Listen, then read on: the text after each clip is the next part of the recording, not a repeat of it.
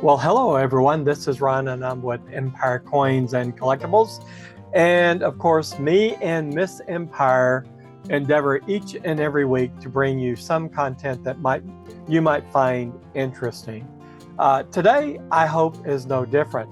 Actually, we're going to continue the series with icons or mottos or moments in history frozen in silver. But before we get there, if you could, please like, share, and subscribe. We're rapidly approaching 1,000 subscribers. And when we do reach that number, we will have a drawing. I'm just looking around to see where Miss Empire's putting it for a certified annex buffalo nickel. And I think that you'll like this coin if you had it in your collector's hands because it is a beautiful coin. But we'll do that drawing and we'll probably do a few other things once we reach that milestone of 1,000 subscribers. So tell your friends, share the news about our channel, and hopefully each and every episode we say something that is informative or entertaining for you and to you. With that, let's go ahead and talk about today's episode. We continue this idea of moments frozen in silver. We've talked about mottos and where the mottos came from during the Revolutionary War forward. Today, we're going to take on and do something very special with respect to a cultural icon. And this is not a fictional thing. It is something that erupted out of necessity during World War II. Wars, any type of war, are tragedies and travesties that are perpetrated upon humanity. Oftentimes, though, wars are necessary to protect countries from against Nazis and other terrorism and evil empires, if you will. I don't want to go waxing philosophical or anything like that, but sometimes wars are necessary. And when they do become necessary, it's not just during World War II, as an example, the young men that go off to war. There were women that served in the military, but there were millions of women that went to work in the factories because all the young men went to fight the battles against Germany and its allies.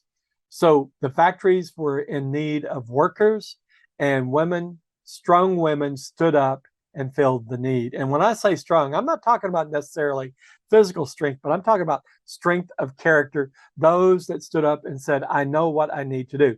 Whether they worked in the factory, stayed home, took care of children, whether they worked in the hospitals, whether they were actually in the military, whatever the case is, they stood up and did their part. But millions of them, several millions, went to work in the factory. And you know what came out of that?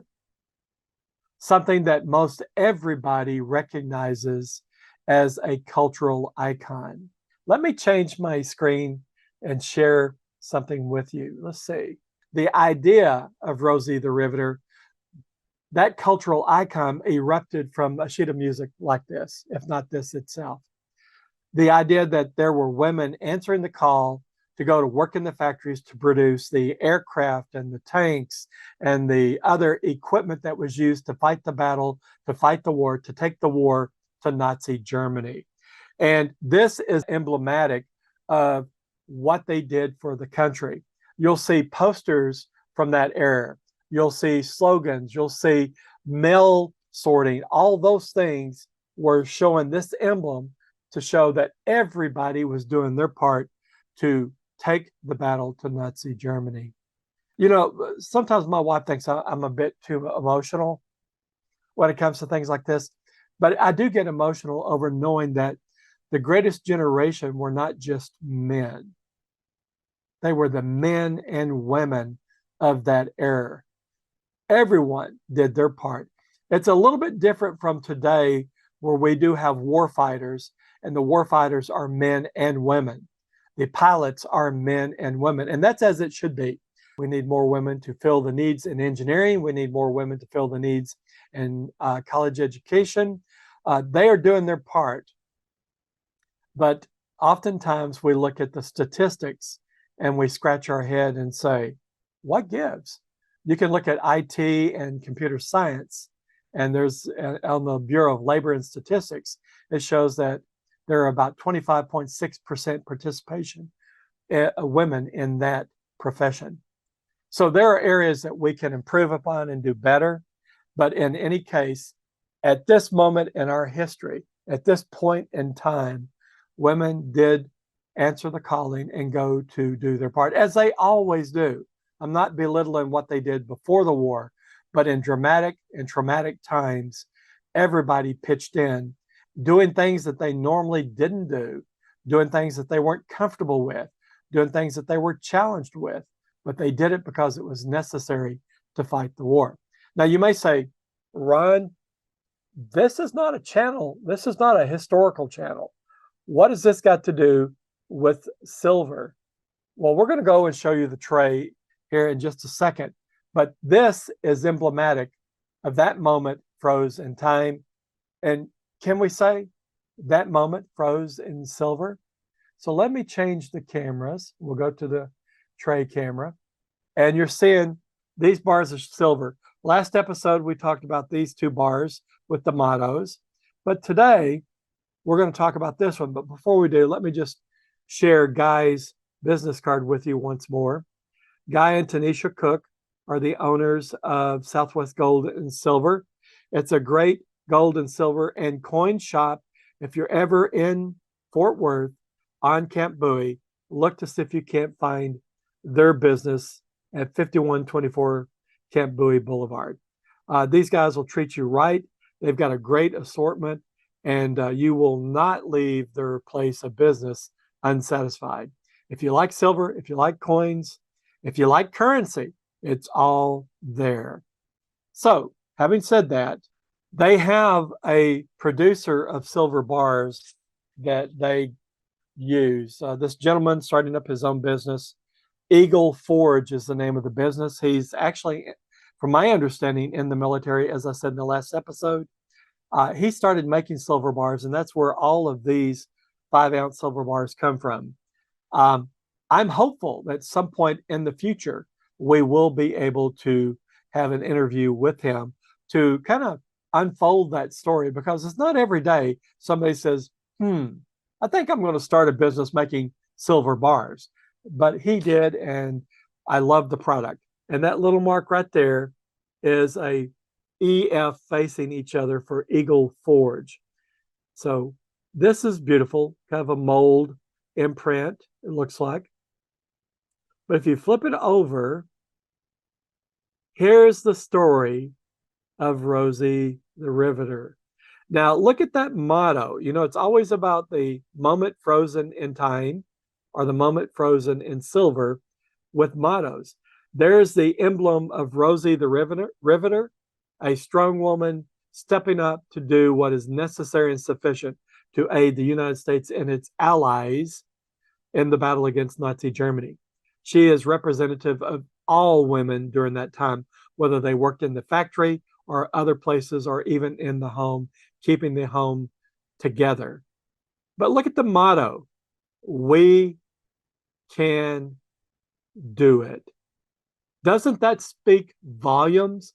This motto is not something that Eagle Forge put on there out of a random thought. This was the motto that was on many of these posters that was created and hung up around the factories, around the post offices, around the bank buildings. They were all over the place, showing that this country stood up, mobilized, and began to prepare and make equipment so that our young men that were fighting the battles could actually take it with their allies to Nazi Germany and allowed them to win the war. That is just pretty amazing to me. I have a personal connection to this. I have an aunt. Her name is Althea. My Aunt Althea was married, of course, to my Uncle Sam. Yes, that is his name, Uncle Sam. He was in the military, in the Air Force. His plane had the tail shot off of it, and it went down behind Nazi Germany lines. And my Aunt Althea never knew where he was for 3 or 4 or 5 months. until the underground got him out. He was never captured by the Germans, but the underground got him out and got him back to America. He came back, and he and his crew, the surviving crew, won, I believe, a Medal of Honor. He's got his Medal of Honor, and I've seen it. But Aunt Althea was a Rosie the Riveter. She went to work in Boeing's aircraft factories and other manufacturing facilities in the company to help produce the hardware that was used in the fight against the Nazi Germany's aircraft and other hardware. So we've heard lots of stories in our family from my grandparents about that time in history where my Uncle Sam went missing, but my aunt was still working in the factory. And you know what's really interesting? She was a teacher, and she left her job as a teacher to go work in the factory to support the war effort. I'd be interested in hearing some of you out there who may have similar ties to this point in history, and to know that you have your own Rosie Riveter in your family that you have stories about. Why don't you leave a link down below and share those with us? We would all be so very much interested in those stories and to hear about the history of our great nation. These are unsung heroes for America and for the world, actually. Okay, my wife says I ramble on, but I think this episode is sufficient of itself. This is all we're going to talk about. Rosie the Riveter, a moment frozen in time, an icon frozen in time. And with that, my friends, you take care of yourself, and please remember, if you're not out there looking, you're not finding. All the best.